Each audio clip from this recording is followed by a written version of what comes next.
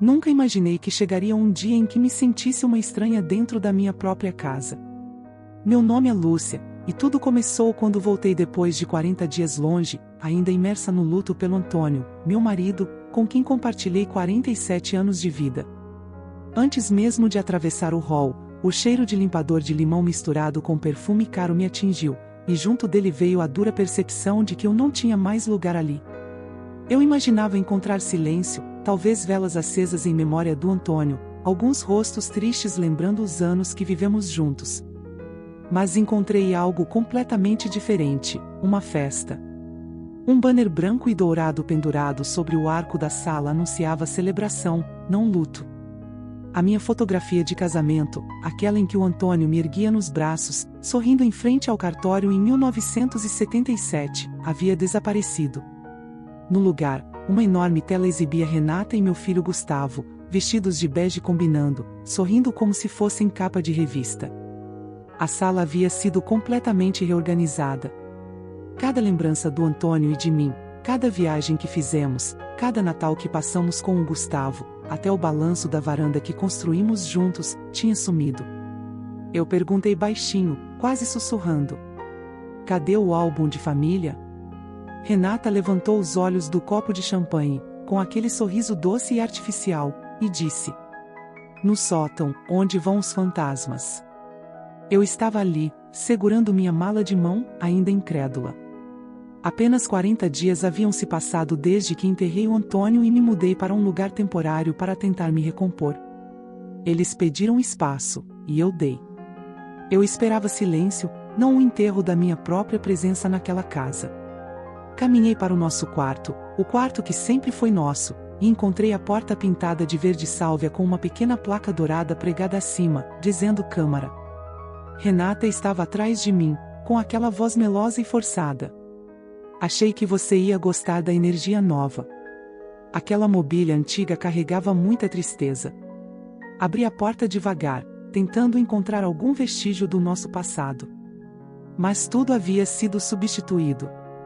Nossa cama, o baú de cedro que o Antônio havia esculpido em 1982, as cortinas de renda, os bordados, o cobertor que ele me deu no nosso 25º aniversário, tudo fora trocado por almofadas de veludo, cristais de quartzo e um espelho em pé em forma de olho. "E agora, onde devo dormir?" Perguntei, tentando não tremer. Ela sorriu. "Montamos um cantinho aconchegante para você na sala, perto da saída. Sabe, só por precaução." Naquela noite, sentei-me no sofá estampado, o único móvel que restava intacto. Cada vez que alguém passava, olhava para mim como se eu fosse um objeto de museu, uma relíquia fora de lugar. Gustavo nem me olhou uma vez. Ele servia bebidas para os amigos da Renata, falava das conquistas no trabalho, da nova posição que havia assumido na empresa que o Antônio fundou, mas nunca mencionava o nome do pai. Em certo momento, ouvi alguém cochichar: "Ela está na herança, ou só assombra o lugar?" Eles riram. Eu fiquei em silêncio, apertando o tecido do meu suéter, mordendo o lábio, lembrando a mim mesma que aquilo era só choque, apenas loucura temporária. O luto torna as pessoas cruéis, eu dizia a mim mesma.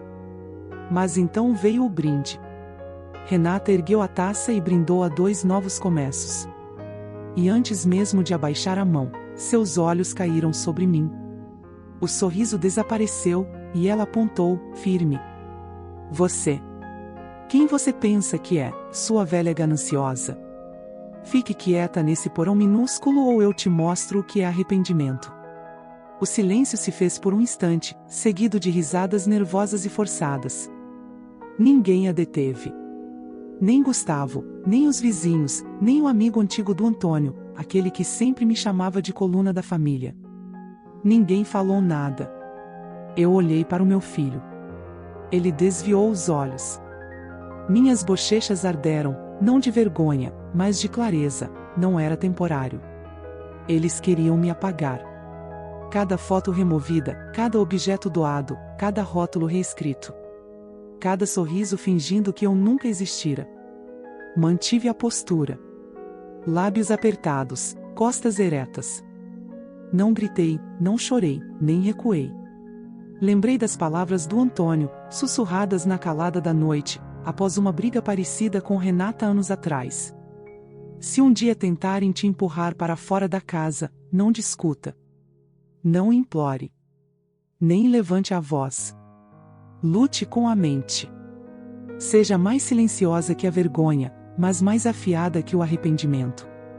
Deixei a última reverberação da voz de Renata no ar, como fumaça prestes a se dissipar, e caminhei até a velha gaveta de cedro, ainda escondida sob a escada. Abri-a lentamente. Eles ainda não haviam tocado naquela. Dentro, um lenço dobrado com minhas iniciais e as dele, e, por baixo, embrulhado em veludo azul, o anel de casamento do Antônio. Coloquei-o no bolso. Eles esqueceram uma coisa: eu podia ser só uma sombra em seus olhos, mas sombras sempre caminham com a luz, e ainda havia muita luz em mim. Na manhã seguinte, acordei com o barulho do aspirador zumbindo pelo teto. A voz da Renata cortou o ar. Lembre-se de limpar o armário de hóspedes. Precisamos de espaço para a parede de cristais. Sentei-me no sofá, as costas doloridas, o pescoço rígido. O cobertor que me deram era fino, cheirava a lavanda misturada com água sanitária. Caminhando pelo corredor, algo chamou minha atenção. A porta do armário estava entreaberta, e algo pesado pressionava por dentro. Eu abri, e minhas pernas quase cederam. Lá estava a urna do Antônio, esquecida, deitada de lado, coberta de poeira, como um guarda-chuva perdido. Apeguei-a ao meu peito com mãos trêmulas. Nos dias que se seguiram, cada passo dentro da casa parecia um campo minado. Eu nunca tinha sentido minha própria casa tão hostil. Cada cômodo, cada móvel renovado, parecia me lembrar que eu já não era bem-vinda. Renata fazia questão de me lembrar disso com pequenas provocações diárias, um olhar atravessado, um comentário sobre minhas roupas antigas, sobre como eu não entendia a modernidade. Gustavo, meu filho, observava em silêncio, mas seu silêncio era pior que qualquer acusação aberta. Uma tarde, sentei-me na varanda, olhando para o quintal que o Antônio e eu plantamos. As roseiras haviam sido podadas demais, os vasos de hortelã jogados de lado, como se tentassem apagar não só o meu cheiro, mas minha memória. Sofia, minha neta de 10 anos, veio correndo da escola, mochila pendurada nos ombros, olhos brilhando. Ela sempre foi minha alegria, meu elo com a família que eu tanto amava. Vovó! Ela gritou, correndo para meus braços. Olha o que eu trouxe. Era um desenho, colorido com giz de cera, eu e ela, sentadas na cozinha, fazendo brigadeiro, rindo até a barriga doer. Meu coração apertou. A pureza daquele gesto me deu forças que eu não sabia que ainda tinha. Segurei a mão dela e disse: Obrigada, meu amor. Isso significa mais do que você imagina. Mas a felicidade foi breve. Renata apareceu na porta da varanda, soprando o cabelo para trás, com aquele sorriso de plástico que sempre me irritou. Sofia, vamos, hora do dever de casa. Vovó, não quero que atrapalhe a criança. A voz dela estava carregada de condescendência. Ela é minha neta. Respondi firme, sentindo cada palavra queimando minha garganta. Não vou deixar que você me afaste dela. Renata deu de ombros, voltou para dentro e fechou a porta. Sofia ficou me olhando, os olhos marejados. Eu a abracei com força, prometendo a mim mesma que protegeria aquela menina de tudo. Mas não era só Sofia. Era toda a memória do Antônio, toda a minha história, que estava sendo apagada à minha frente. Foi então que percebi que precisava agir. Não podia mais ficar de braços cruzados. Procurei por Dr. Fernando, um advogado antigo da família, amigo do Antônio. Ele me ouviu pacientemente, anotando cada detalhe, cada insulto, cada gesto de desrespeito. Lúcia, disse ele com tom sério, o que você está enfrentando é mais comum do que imagina. Muitas famílias lidam com isso quando um idoso fica vulnerável. Mas você tem direitos. A casa é sua, construída com seu trabalho e dinheiro. Você não precisa aceitar humilhação. Essa conversa acendeu algo em mim. Algo que há muito estava adormecido. O Antônio sempre dizia que eu tinha uma força silenciosa, que eu podia atravessar tempestades sem afundar. E agora eu precisava dessa força. Não só por mim, mas por Sofia, por todos os que ainda lembravam do amor que construímos. Comecei a documentar tudo. Cada comentário de Renata, cada gesto de Gustavo, cada objeto removido ou substituído. Tirei fotos, fiz anotações, gravei pequenos vídeos. Eu sabia que eles tentariam negar, manipular, distorcer a realidade, mas eu estava determinada. Aquele não era apenas o meu lar, era o legado do Antônio.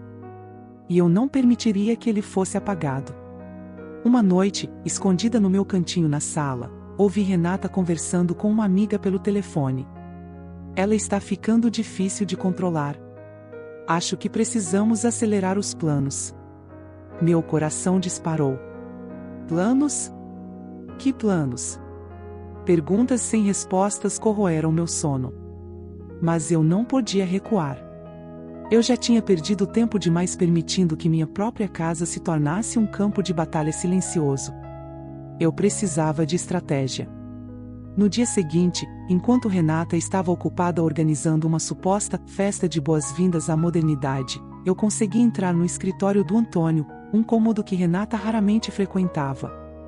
Abri a gaveta superior da escrivaninha e encontrei contratos antigos, recibos, documentos que provavam que a casa era oficialmente minha. Um misto de alívio e esperança percorreu meu corpo. Pela primeira vez em dias, senti que podia lutar de maneira concreta, não apenas emocional. Mas a guerra estava apenas começando. Renata percebeu minha movimentação, e Gustavo começou a evitar minha presença de forma quase visível. Cada passo que eu dava para recuperar meu lar parecia afastar meu filho. Isso doía mais do que qualquer insulto. Ele era meu filho, e agora ele se posicionava contra mim, ou pelo menos parecia. Foi nesse ponto que decidi que precisava envolver Sofia. Ela era minha ligação mais pura com a memória do Antônio, a razão pela qual eu não poderia desistir. Comecei a ensinar-lhe pequenas tradições que Renata queria eliminar, receitas antigas, cantigas que eu e o Antônio cantávamos à noite, histórias sobre a infância dele, sobre a minha própria. Cada risada, cada lembrança compartilhada, era uma vitória silenciosa. No entanto, Renata não descansava. Cada noite era um desafio. Eu precisava esconder os documentos, proteger meus objetos, manter Sofia segura. Mas também comecei a notar pequenos aliados, vizinhos antigos, amigos do Antônio, até alguns colegas de trabalho do Gustavo que viam com estranheza o comportamento dele e da esposa. Pequenas peças de um tabuleiro que começava a se formar. Então, uma tarde, enquanto reorganizava minha velha biblioteca, encontrei algo inesperado, uma carta que o Antônio havia escrito para mim anos antes, mas que nunca entregará. Nela, ele falava sobre sonhos, sobre nossa família, sobre o futuro que ele esperava que eu protegesse. As lágrimas caíram sem aviso. Lúcia, ele me dizia, mesmo ausente, acreditava na minha força. A carta se tornou meu escudo e minha arma, minha lembrança de que eu não lutava apenas por paredes e móveis, mas pelo amor que ainda vivia naquele lar. Os dias seguintes foram um teste de paciência e estratégia. Eu não podia permitir que Renata percebesse que eu estava me fortalecendo. Cada gesto, cada conversa, cada sorriso tinha que ser calculado. Eu precisava parecer submissa, vulnerável, enquanto preparava minha defesa silenciosa. Uma manhã, Sofia veio correndo até mim, com os olhos arregalados e cheios de lágrimas. "Vovó!" Ela sussurrou. "Mamãe disse que você não pode mais usar a cozinha à noite, disse que é perigoso para você." Meu coração apertou. A cozinha, onde eu aprendi a fazer pão com o Antônio, onde ensinava Sofia a fazer brigadeiro, estava sendo tomada aos poucos. Mas eu respirei fundo e a segurei em meus braços. "Meu amor, vamos continuar nossas receitas secretas. A vovó vai encontrar um jeito." Sempre encontramos. Enquanto embalava Sofia para que não se assustasse, pensei nos documentos que encontrei na escrivaninha. A carta do Antônio, os contratos, os recibos, tudo estava seguro comigo, mas precisava agir com inteligência. Renata estava tentando me reduzir a uma sombra dentro da minha própria casa, e Gustavo, mesmo meu filho, parecia dividido entre a mãe e a própria comodidade. Decidi que era hora de fazer algo ousado. Comecei a conversar com vizinhos antigos, pessoas que conheciam a história da minha família e do Antônio. Alguns se lembravam do meu trabalho, da luta que tivemos para construir aquela casa com nossas próprias mãos. Outros falavam do amor que mantivemos, das festas, dos aniversários que celebramos com a comunidade. Aos poucos, comecei a reconstruir uma rede de apoio. Mas Renata não dormia. Uma noite, ouvi passos no corredor e murmúrios pelo telefone. Ela estava falando sobre tomar decisões rápidas e não deixar Lúcia atrapalhar os planos. O medo bateu forte, mas desta vez não me paralisou. Pelo contrário, acendeu em mim uma determinação feroz. No dia seguinte, decidi enfrentar Gustavo. Ele chegou da faculdade com a expressão cansada, sem perceber que a conversa seria decisiva. Filho, comecei, precisamos conversar. Não posso mais aceitar que me trate como se eu não existisse. Esta é minha casa. É o lar que construí com o seu pai. Ele suspirou, desviando o olhar. Mãe, começou, mas eu interrompi. Não há, mas, Gustavo. Ou você está comigo, defendendo nossa família, ou ficará do lado de quem está tentando nos destruir. O silêncio se espalhou pelo cômodo. Eu podia ver a confusão em seus olhos, a culpa, o medo, e também a esperança. Eu sabia que ele ainda podia ser meu aliado, e precisava convencê-lo antes que Renata o afastasse de vez. Com o tempo, ele começou a se abrir. Contou-me como se sentia pressionado por Renata, sobre como ela manipulava sua percepção da realidade, tentando fazê-lo acreditar que eu estava exagerando. Era doloroso ouvir que meu próprio filho sentia medo de mim, mas também foi um alívio perceber que ele ainda estava do meu lado, em algum lugar no fundo.